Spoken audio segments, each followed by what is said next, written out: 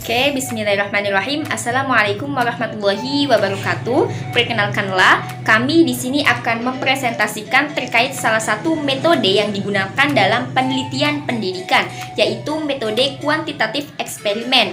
Adapun anggotanya terdiri dari saya sendiri, Rofiko, dan teman saya yang bernama Dia Ayu Rahmawati.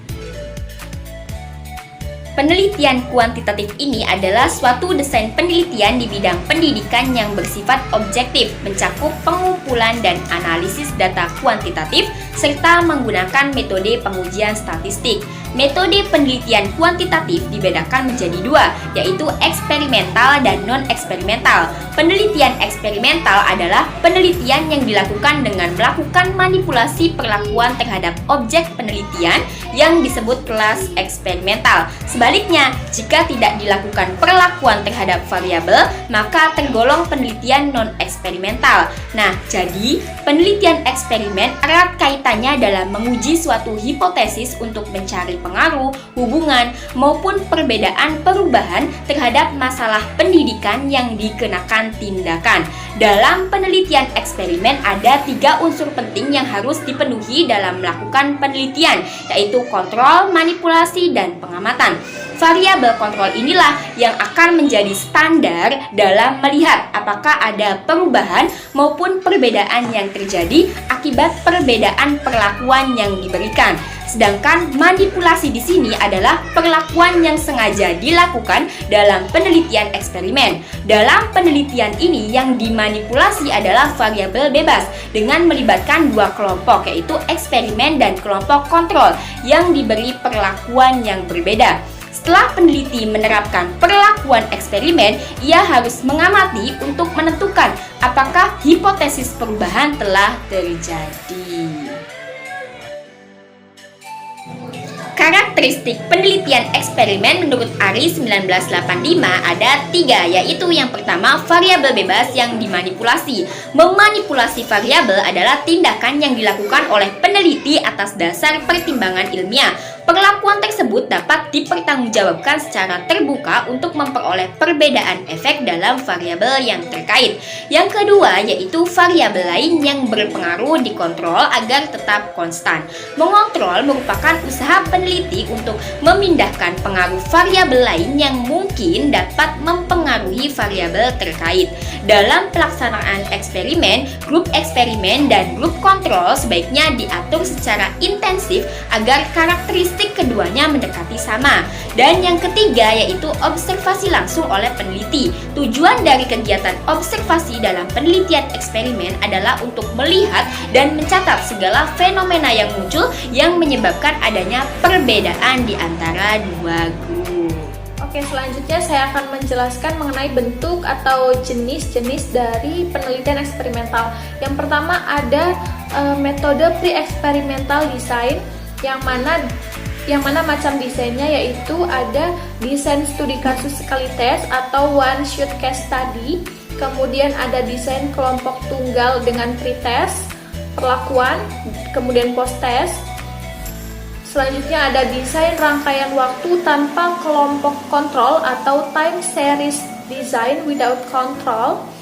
Yang kedua ada quasi experimental design, yang mana macam desainnya ada desain pretest post test menggunakan kelompok kontrol tanpa penugasan random atau non equivalent control design, control group design. Kemudian ada desain rangkaian waktu dengan kelompok kontrol atau time series design with control. Selanjutnya yaitu ada desain contrabalance atau counterbalance. Yang ketiga ada true experimental design, yaitu desain dengan kelompok kontrol hanya dengan post test tanpa pretest atau post test only control design. Kemudian ada desain pretest post test menggunakan kelompok kontrol atau pretest post test control group design. Dan yang terakhir ada desain Solomon. Yang keempat ada metode factorial design, yang mana ada 2 model, yaitu rancangan faktorial 2x2 dengan jumlah 4 perlakuan dan rancangan faktorial 3x2 yaitu dengan 6 perlakuan. Berikut merupakan contoh artikel menggunakan penelitian eksperimental, yaitu dengan judul The Application of Accretion System, a Module to Improve Science Literacy Skills, yang ditulis oleh Rizka Herunisa, Yuyun Mariuningsi, dan Johar Mahmud. Dalam artikel ini, metode pengambilan data yang digunakan adalah kuantitatif eksperimen dengan jenis kuasi eksperimen,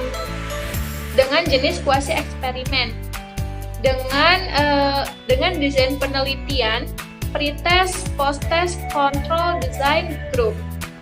Populasi pada penelitian ini yaitu seluruh siswa kelas 11 SMA Negeri 1 Anjatan sebanyak 15 kelas yang terdiri dari 7 kelas. Sampel penelitian diambil dengan menggunakan pengambilan sampel acak. Sampel penelitian ini berasal dari 35 siswa kelas 11 MIPA sebagai kelas kontrol. Penelitian ini menggunakan tes untuk mengukur siswa dalam keterampilan literasi sains. Tes terdiri dari 30 pertanyaan pilihan ganda dan data dianalisis dibantu oleh perangkat lunak Anates dan SPSS 25. Kelas eksperimen diberi perlakuan dengan E-modul, sedangkan kelas kontrol diberi perlakuan tanpa E-modul.